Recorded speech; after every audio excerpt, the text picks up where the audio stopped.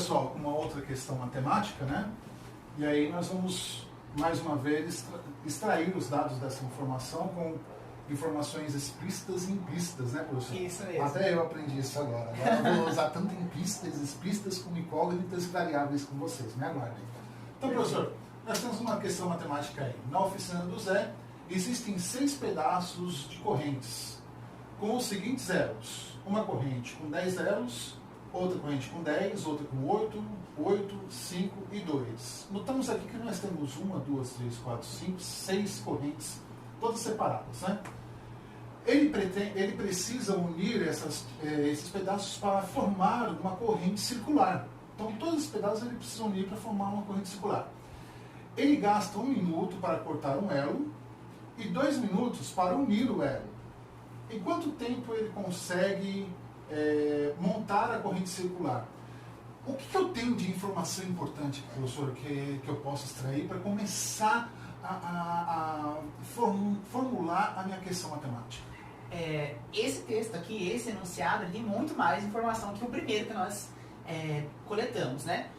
E é uma dica para vocês. Quanto menor o enunciado, mais complexo ele é. Porque quando você tem um enunciado curto, demanda muito mais concentração você perceber aquilo que está sendo dado. Quando o enunciado é grande, maior, tem muita informação e você consegue coletar muito mais dados, muito mais nos foi dado. Então, às vezes a gente pensa que quando o enunciado é curto, é mais fácil de resolver. Se vocês prestarem atenção, vocês erram mais os exercícios que têm enunciados menores do que os maiores. Isso é interessante. Então, aqui nós temos muita coisa. E outra coisa que eu vou dar de dica para vocês é: não preste atenção àquilo que não merece, aquilo que é adorno. Por exemplo, na oficina do Zé. Você não precisa se preocupar com a oficina, quem é o Zé, porque às vezes vocês viajam assim, né, no mundo e criam já uma história pro Zé que está dentro da matemática. Mesmo porque a pergunta não é quem é o Zé. Isso. Então, vá logo, né, ao encontro daquilo que realmente tem importância. Então, vamos lá. O que nós temos aqui de dados explícitos? Vou colocar DE. Fica melhor. Isso. Certo? Vou colocar um sinalzinho de igual aqui para a gente encontrar. Nós temos 6 peças ou 6 pedaços de correntes. Então, vamos colocar aqui. Lembra que eu falei? É importante reescrever? 6 pedaços de correntes. Primeira informação coletada. Vamos transcrever isso aí de novo. Com os seguintes elos, ou seja, são 6 pedaços de correntes, e esses 6 pedaços recebem o nome de elo, tá?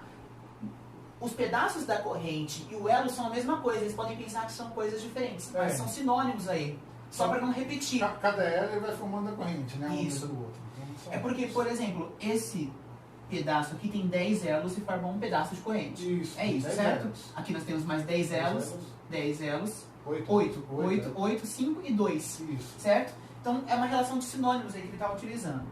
Então nós temos 6 pedaços de correntes, e esses 6 pedaços de correntes são 6 conjuntos de elos, tá? 6 conjuntos de elos. Muito importante você falar isso, professor, a respeito de que cada corrente ela é formada por elo, para o aluno não confundir, que eu tenho uma corrente, é um elo. Não, a corrente é formada por elos, né? São elos que vão formando as correntes. Aquelas circunferências metálicas, né, uma unida na outra, formam uma corrente. Isso. Pensa naquelas correntes que você coloca o cadeado para fechar algum tipo de portão ou algum outro tipo de que você quer guardar alguma coisa de segurança. E aí você vai visualizar a corrente esticada ali e contar aquela quantidade de elos, sabe que é um pedaço, e dá para juntar isso formando uma corrente muito maior. Então nós temos aí 6 conjuntos de elo. 2 conjuntos com 10 elos, 2 conjuntos com 8 elos, um com 5 e um com 2 elos. Certo, professor? Certo. Então fechamos aqui 2 informações explícitas, ok? Vamos para mais outra informação. Ele precisa unir esses pedaços. Então, esses 6 conjuntos precisam ser unidos. Tornar um só. Isso. Então, mais uma informação é unir os conjuntos. Professor, se unir esses conjuntos, quantos elos teríamos no total? Nós vamos ter a mesma quantidade de elos. A mesma quantidade de elos. A mesma quantidade de elos. Certo. Então, para formar uma única corrente. Porque assim, nós temos 10 elos. Com 10 elos. Ele está falando que ele precisa unir esses pedaços para formar uma única corrente. Então, ele vai unir 10 com 10 mais 10, mais 8, mais 8, mais 5, mais 2. Certo. Mesmo porque vem a explicação na próxima parte que o senhor vai ler. Certo. Então, vamos lá. Ele gasta 1 minuto para cortar um elo.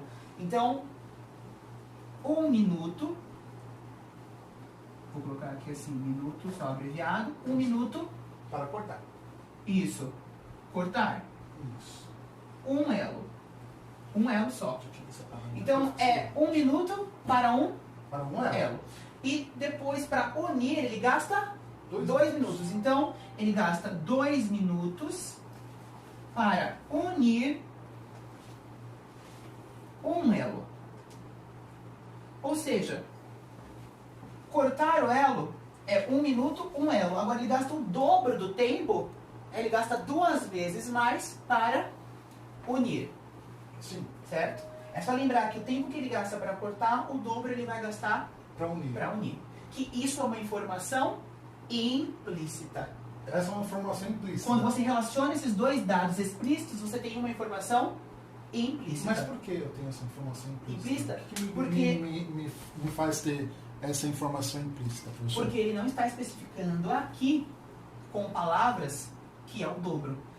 Como no outro enunciado, que é o dobro do ângulo. Ele disse, aqui não, ele está dizendo para você, por extenso isso. Né? Ele coloca em mais palavras. Ó, ele gasta 1 minuto para cortar um elo e 2 para uni-lo. Ele poderia dizer assim, ele gasta 1 minuto para cortar um elo e o dobro para uni-lo.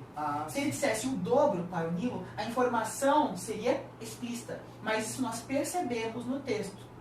E aí isso é informação implícita. Certo, ok. Pode continuar, professor. E aí fechamos de encontrar informações. Agora, o último enunciado é um enunciado interrogativo. Vem a pergunta. Em quanto tempo ele consegue montar a corrente circular? Quanto tempo ele vai gastar para unir toda essa corrente, certo? Então nós temos aqui o que ele está perguntando sobre o tempo. Tá? A pergunta é o tempo. Agora eu vou até colocar aqui, ó. Tempo gasto para unir a corrente. É isso que ele está perguntando pra gente. Legal, bacana, professor. Então agora vamos entrar para uma temática nisso, né, professor? Nós escolhemos aqui dados muito importantes, que é a quantidade de pedaços que nós temos, né, de correntes que nós temos 6 conjuntos de elos, que são 6 correntes, né? Nós sabemos que cada corrente ela possui uma quantidade de elo. Ele não está perguntando qual o total de conjunto de elos, porque se ele estivesse perguntando qual o total de conjunto de elos, mas a pergunta, né, como foi feita, é o tempo que ele demora para formar essa corrente circular, né? E nós temos aqui 2 dados muito importantes, que onde o professor falou que é implícito esses dados, né, professor? Isso. Implícito. Ele tem 1 minuto para cortar e mais 2 para juntar, para colar novamente aquele elo. Então ele gasta 3 minutos em cada elo. Cada elo ele vai gastar 3 minutos. Se nós temos 1, 2, 3, 4, 5, 6, então é 6 vezes 3, que isso vai ser igual a 18 minutos. Fácil. Colhendo os dados, fica muito fácil você resolver e saber que ele vai gastar 18 minutos para formar um elo com essas 6 correntes. Uma corrente circular com esses 6 pedaços. Muito simples. Colhendo esses dados se torna muito simples, melhor do que a pessoa ficar quebrando a cabeça, meu Deus, como que eu vou fazer isso agora? Não sei por onde começar. Não sei por onde começar, não sei como finalizar. Exato. Né, professor? Então ficou muito claro. Né? Tem mais alguma coisa? O interessante é perceber o que está sendo pedido realmente quando você percebe, quando você vai coletando as informações e chega, por exemplo, no primeiro enunciado que nós tivemos, que foi um enunciado imperativo, dando uma ordem para que você fizesse algo. E nesse, perguntando algo para você. Perguntando algo. Para que você descubra, né? A pergunta faz com que você tenha essa descoberta. Quando você determina algo para alguém, você quer a execução de algo. Quando você pergunta, você quer uma resposta quase como se você, como o aluno, né, você ou eu, pesquisador, professor pesquisador, descobríssemos algo. Aqui era para descobrir o tempo. O tempo. Só isso. Só isso. E às vezes a gente confunde essa questão do que eu preciso entregar, o que eu tenho que fazer, o que ele está perguntando. É muito importante a atenção na hora da leitura, né, professor? A pontuação, obedecer ponto e vírgula, obedecer os sinais de interrogação, sim, de exclamação. Isso é muito importante na matemática, muito importante em português e muito mais importante na matemática, pessoal, porque para você compreender um texto desse, seja um texto desse na matemática, em história, em geografia, muitas pessoas falam, não entendo nada de história, não compreendo nada de geografia, nossa, é tão difícil para entender o passado, para que eu vou estudar o passado se eu estou no presente? Mas são coisas que, se você prestar atenção na leitura, você consegue compreender que todo o passado ele tem uma ligação com o presente, sim, que vai formar um futuro ainda. Vai ser, né, professor? Professor, muito obrigado pela sua presença aqui em casa. Eu que agradeço. Espero nos encontrarmos mais algumas vezes para nós esclarecermos essa dúvida. Tá? Deus abençoe a sua vida. Tem mais alguma coisa para passar para os alunos, professor? Qualquer dúvida que vocês tiverem, nos perguntem. Com certeza. Acho que vai ser interessante depois nós marcarmos uma videochamada para trabalharmos um pouco mais. Vamos marcar uma aula, isso, né? Uma videochamada para nós esclarecermos isso um pouco mais. Até mesmo porque pode surgir dúvidas, né, professor, a respeito disso.